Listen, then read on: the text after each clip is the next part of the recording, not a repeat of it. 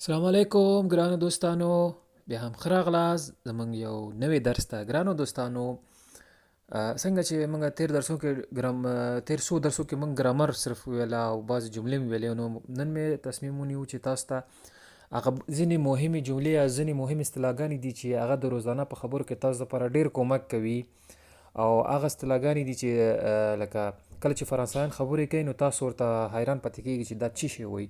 نو هغه اصطلاحګانې زه تاسو ته نن تشریح کوم، نو تاسو به کولی شئ چې ډېر په اسانۍ سره پرې خبرې مو کوي او بېرته که چا نه تاسو خبرې اورئ د هغې په خبره به هم پوه شوئ. ګرانو دوستانو، د دې لپاره چې زما هر یو درس هر یو ویډیو تاسو ته نوټیفیکیشن یې درشي نو زما چینل سبسکرایب کړئ، ویډیو لایک کړئ او نور سره هم شریک کړئ. او یو مهمه خبره بل هم زه تاسو ته کوم ګرانو دوستانو، دا چې هغه دا ده، زه دې نه پس تاسو دپاره د فرانسې اړوند او په اروپایي ملکونو کې چې کوم خلک اوسېږي، خاص کر فرانسه، کوم اداري کارونه چې دي هغه آنلاین کېږي، که پرفکتور کې، وفرا کې، یا هم هر کار شي. نو کوم ویډیوګانې چې ما تیار کړي دي نه پس هغه ویډیوګانې زه تاسو ته اپلوډ کوم، تاسو کولی شئ هغه هم تعقیب کړئ. او تاسو داسې فکر ونه کړئ چې ما فرانسې درسونه پرېښي دي. فرانسې درسونو ته ما خپل هر یو نمبر ورکړی دی، تاسو هغې د لاره پیدا کولی شئ. هر یو ځان ته پلی لیست لري. زما په چینل کې هر څه یو پلی لیست لري، تاسو کولی شئ د هغې د لارې نه په اسانۍ وګورئ. او راځو ګرانو دوستانو، مستقیم درس ته ځو، ډېرې خبرې نه کوو.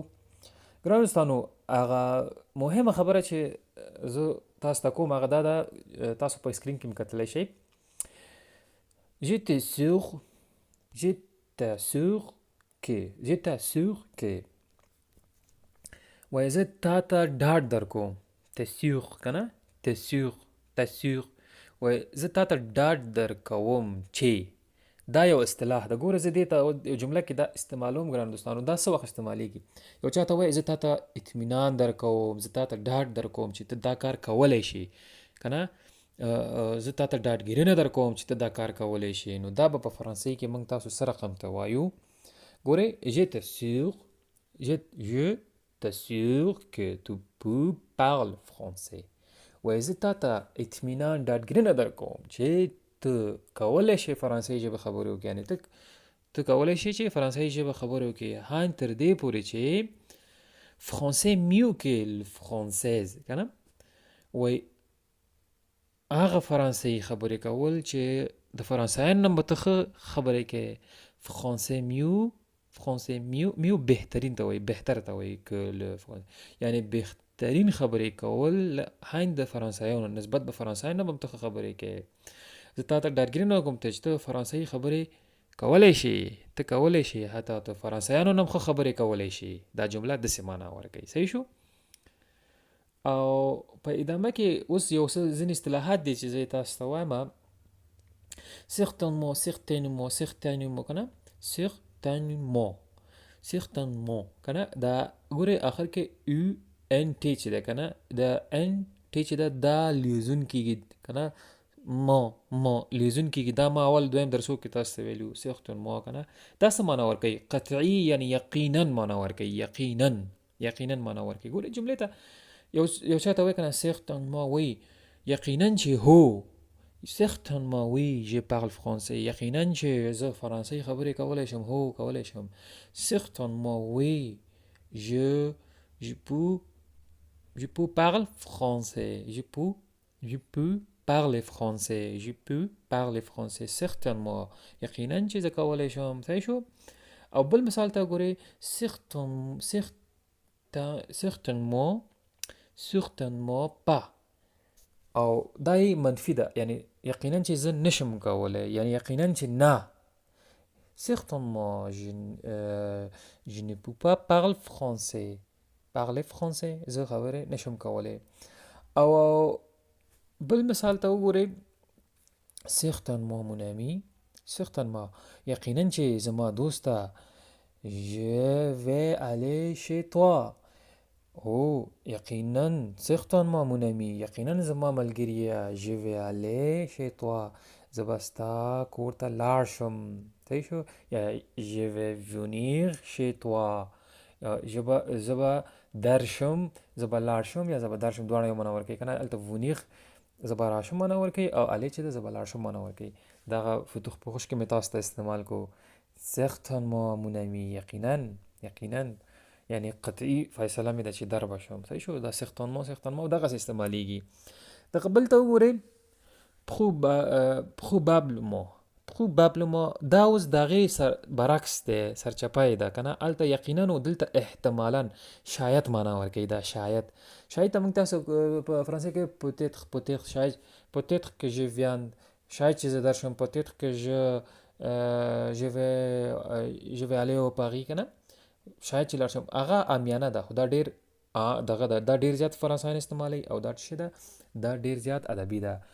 probablement یعنی احتمال لري، یعنی کیدای شي معنا ورکوي. صحیح شو. احتمالا یا کیدای شي معنا ورکوي. مثال ته وګورئ هماغه شی probablement oui، کیدای شي و probablement oui.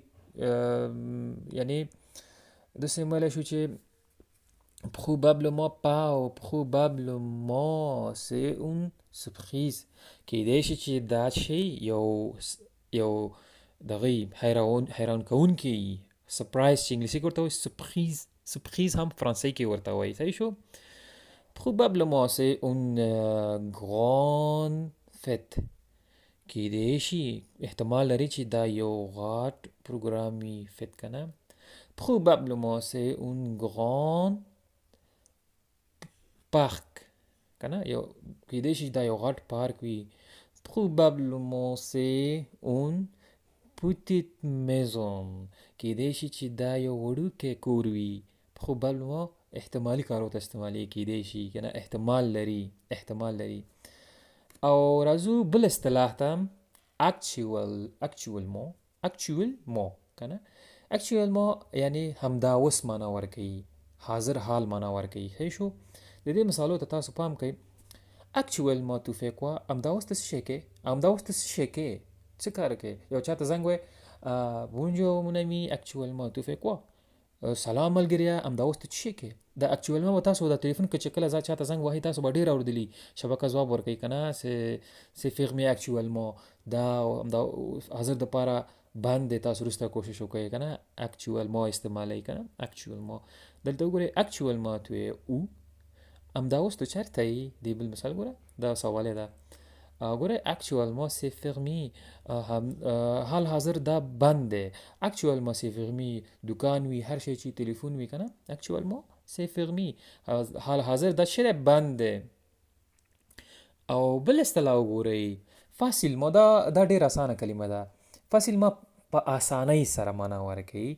facilement څه دی؟ په اسانۍ سره معنا ورکوي. لکه ګورئ c'est accessible facilement، وای دا په راحتۍ سره په لاسرسی دی که نه. لکه یو چېرته ځئ، یو دکان ته ځئ، یو موبایل اخلئ که نه، نو تاسو ته دکاندار وایي c'est accessible.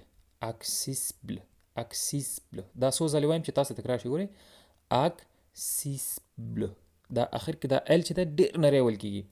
facilement ډېر دا چې ده ډېر په اسانۍ سره د لاسرسی وړ دی، یعنی لاس ته راځي. ګورئ tu parles français facilement که نه، ته خبرې کوې فرانسوي ډېر اسانه، ډېر په راحتۍ سره خبرې کوې، ډېر اسانه خبرې کوې. لکه je marche که نه، je marche facilement، زه په راحتۍ سره قدمونه اخلم. صحیح شو. facilement تاسو ورته نور جملې جوړې کوي. صحیح شو، خپله جوړې کوي. همغسې صراحتاً چې ما تاسو ته ویل، تاسو کولی شئ چې په کومنټ کې مو ولیکئ، ما سره شریک کړئ. او ګران دوستانو تاسو نه هیله کوم چې کومنټونه کوشش کوئ په فرانسوي ژبه ولیکئ. موږ فرانسوي ژبه زده کوو، نو صحیح ده تاسو به ډېر دوستانو به زده نه وي، خو هماغه جمله خیر دی تاسو په فرانسوي کې ولیکئ. موږ ډېر دوستان دي چې ما ته په فرانسوي کې جملې لیکي په کومنټ کې، به یې زه ورته بېرته اصلاح کوم او هغوی ډېر پرمختګ کړی په دې کار باندې.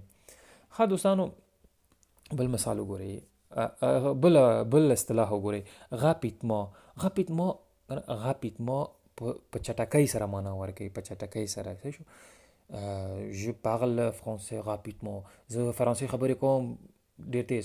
rapidement ډېر تیز خبرې کوم. صحیح شو. tu marches rapidement، تو قدمونه اخلي، تو ګرځې rapidement ډېر تیز. صحیح شو. c'est passé rapidement، دا کار چې لکه انسان l'examen s'est passé rapidement، امتحان چې دی تیر شو، په چټکۍ سره تیر شو. غپیتما به داسې ډېره اورېدلې ده، خو دا بعضې خلک ویت استعمالوي. ویت هم صحیح ده، خو غپیتما چې ده ډېر څه ده، ډېر زیات ادبي ده. ښه ګران دوستانو، راځو بل اصطلاح ته.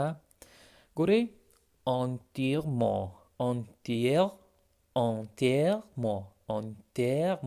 د او معنی اکسانتیګو ده که نه، دا به اواز به لږ کش کوي. ګوره، انتیرمون دا څه معنا ورکوي؟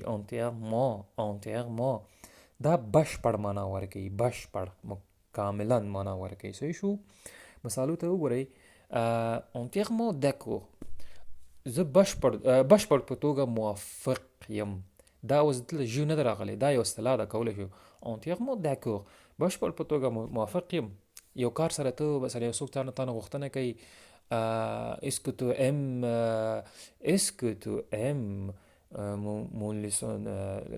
تو ایم لیسون فرانسې، آیا ته د فرانسوي ژبې دغه فرانسوي ژبې درسونه ته زده کوې که نه؟ ته وایې دا کو زه زده کوم. او چې به ډېر غواړې چې دغه وایې که نه، چې یعنې ما ډېر زده کوم، ته وایې چې او انتیرمون دکور، زه کاملا، زه بشپړ په توګه موافق یم چې دا ما زده کړی دی. دغسې استعمالیږي. او ګران دوستانو، انتیرمون لیبري یعنی په بشپړ توګه آزاد شوی معنا ورکوي. انتیرمون لیبري یعنی په بشپړ توګه آزاد شوی معنا ورکوي.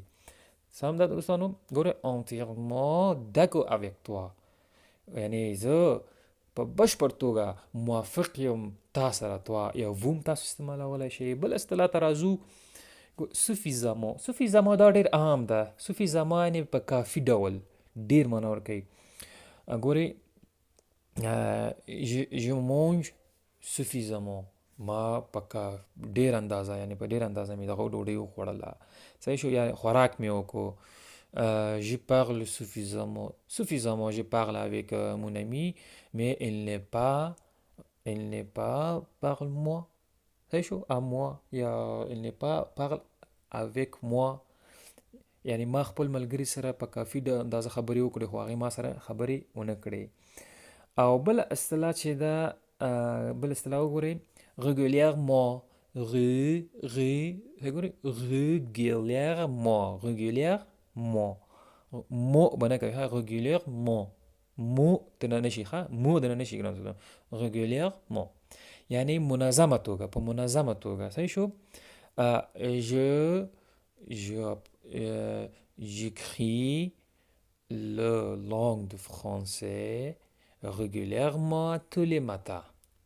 زه د فرانسوي ژبې لیکل کوم منظمه توګه هر سهار. صحیح شو؟ په دغه شکل régulièrement په منظمه توګه دغسې استعمالیږي. ګران دوستانو، راځو.